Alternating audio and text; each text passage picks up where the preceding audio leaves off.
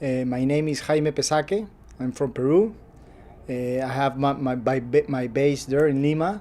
It's called Mayta Restaurant, and I have another brands that are around the world, but my base is in Peru. I just arrived to Napa. I came here 2 years ago, and it's amazing. I just arrived with my friend Eric Ramirez from Lama Inn in Brooklyn. So we're catching up. We're having fun. We're checking all the ingredients, and I think it's gonna be really fun. That the school it's unbelievable. It's amazing. It's beautiful. My cuisine, I always say that it starts on the memories.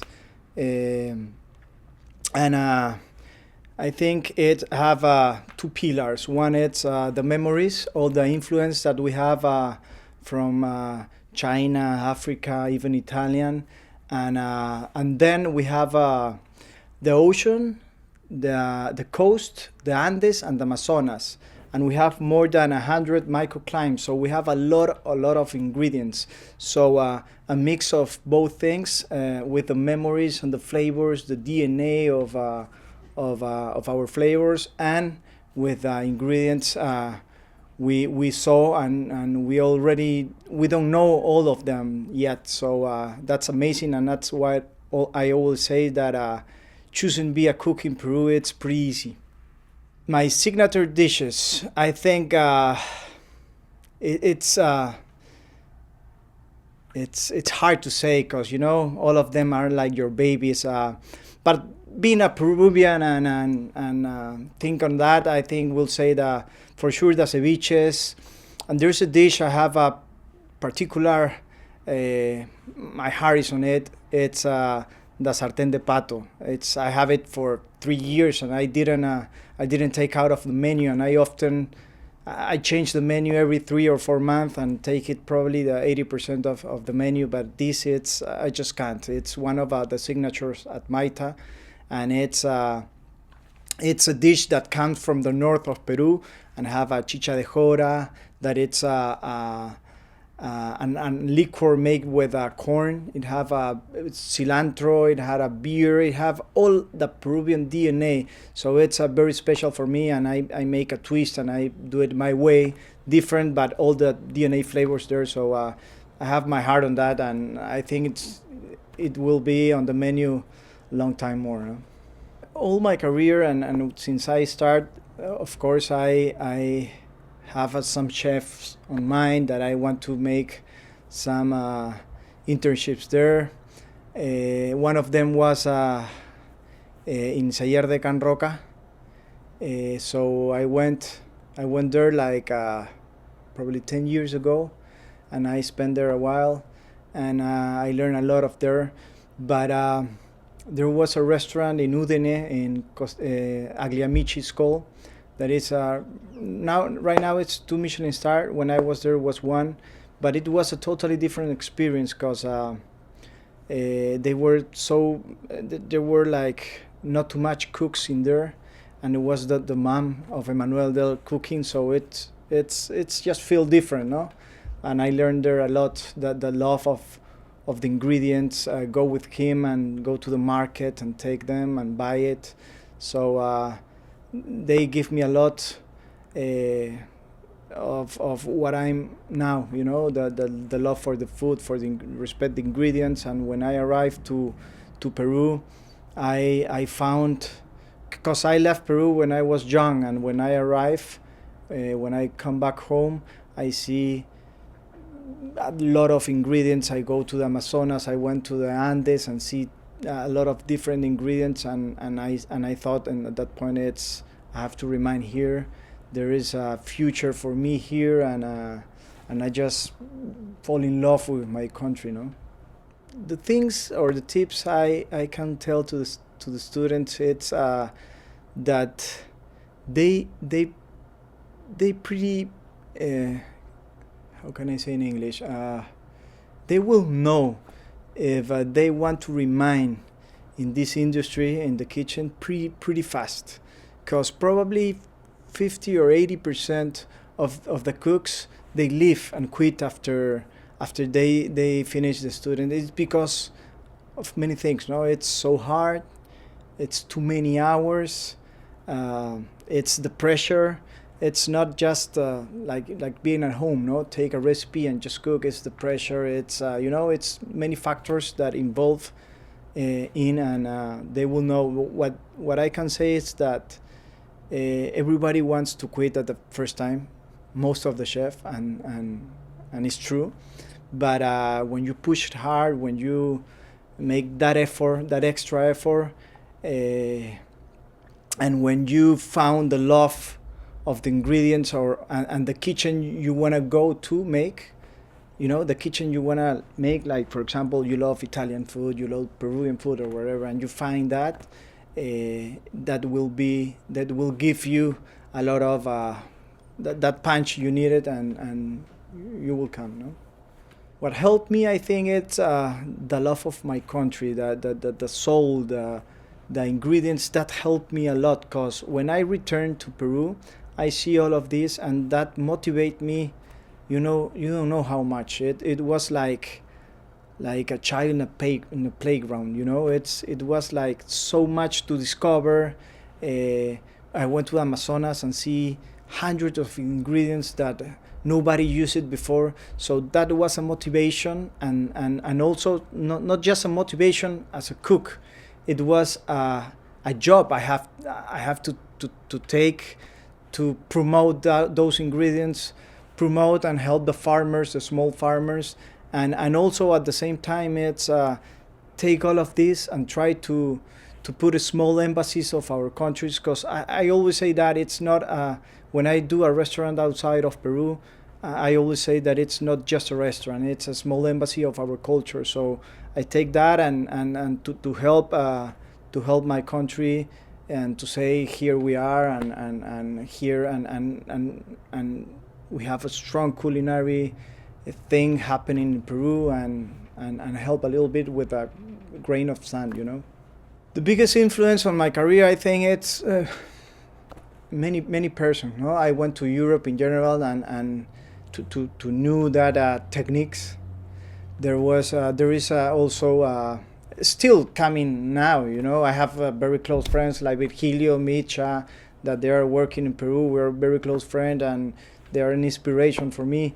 But I think the first one, when I arrived to Peru, that put that on his back and say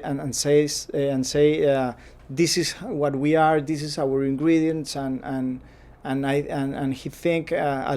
he thought that Peru was very strong on their food, was for sure Gaston. No, it's always an inspiration for sure.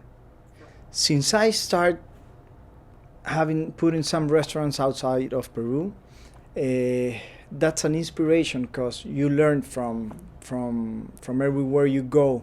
So when I came here, for sure I'm gonna learn, and you have many obstacles to I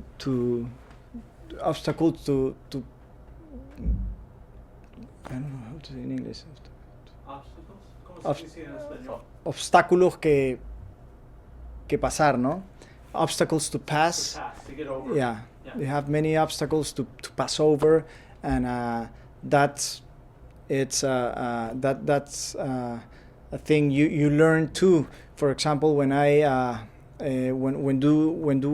we do a restaurant outside, we must know the market. We have to go around and see restaurants, what they like, what their customs, and that's where I learn a lot. And sometimes there is an inspiration that when I arrive home, for sure it's something. I take some ideas. It's inspiration, and you do it different things for sure, but you learn from that, no? And also when I go around Peru and see the small farmers, the ingredients, and I keep learning every day, no?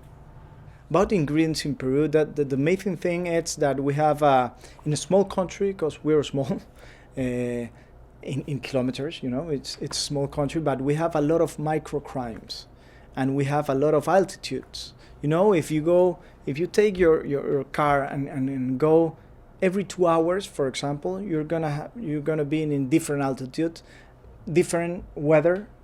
That's why we have a totally different. hour and a half, 2 hours, you will see different ingredients. And we have the ocean, so we have a very rich,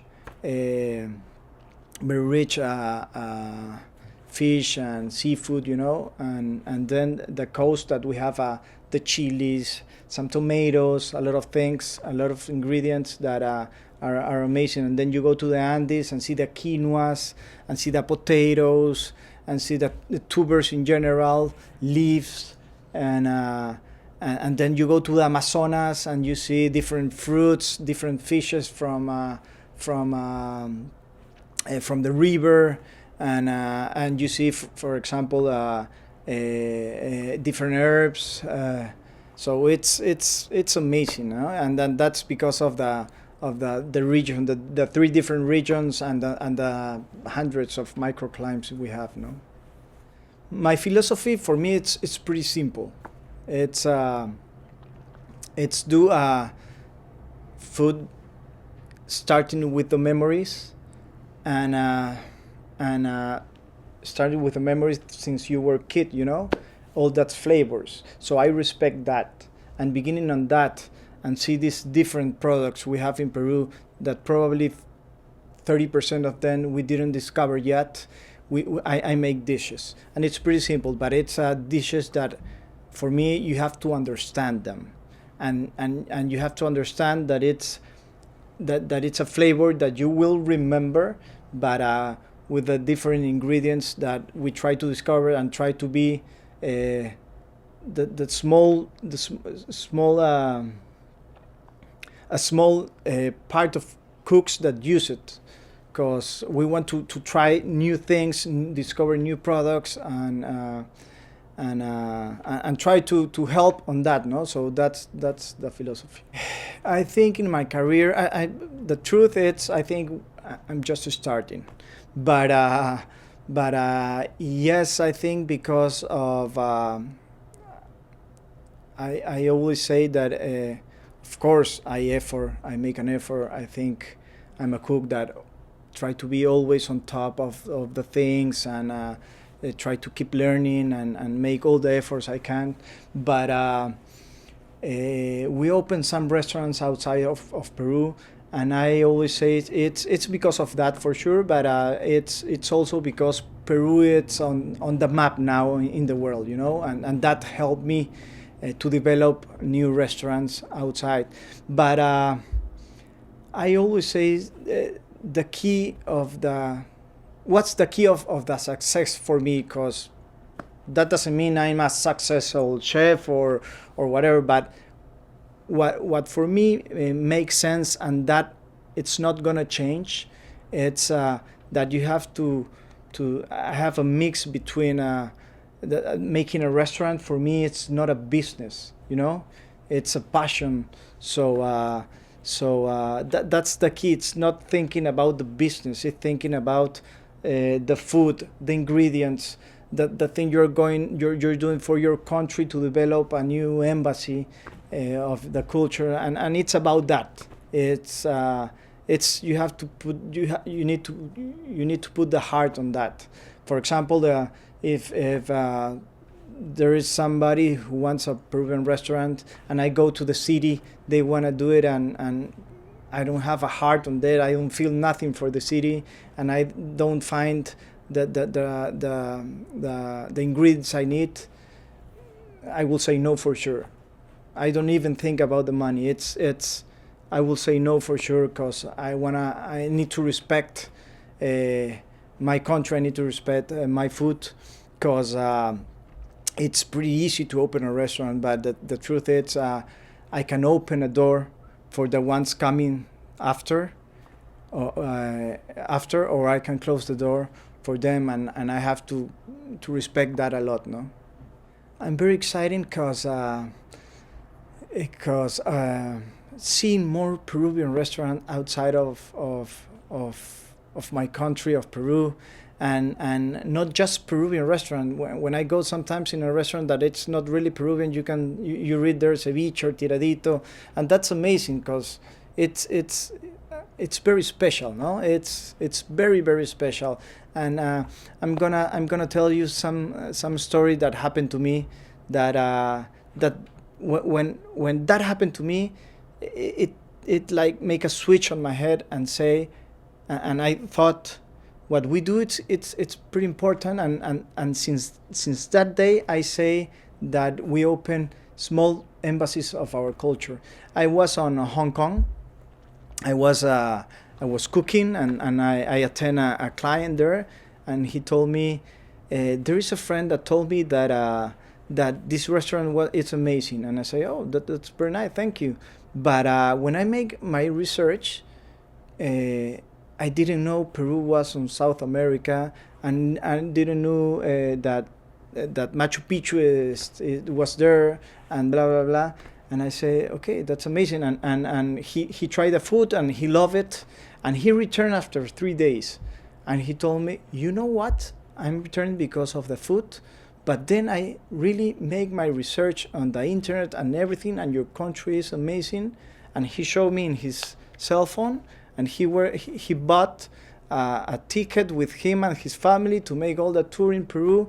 So I put a grain of sand with the food to make people be interested on my country, and since that day it make a switch on my head, and it's totally different. It was amazing.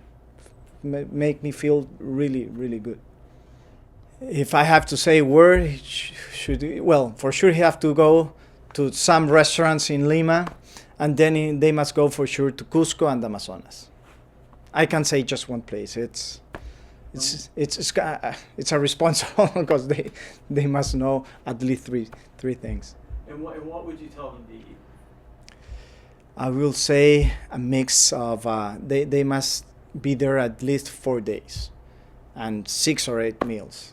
They must go to Central, they must go to Mayta, they must go to Maido, to Isolina, to the Hector Solis restaurants, to Astrid de Gaston. I will make a different concepts and cuisine, so they can go at least at 6. If they go to 6, they will be okay. The dishes they must taste for sure: ceviches, tiraditos, some arroces from the north, some dishes from the Sea of Micha, new things from Virgilio. They must go to Cosme of my friend James, that it's making a casual new Peruvian things. So yes, ceviches, tiraditos, causas, and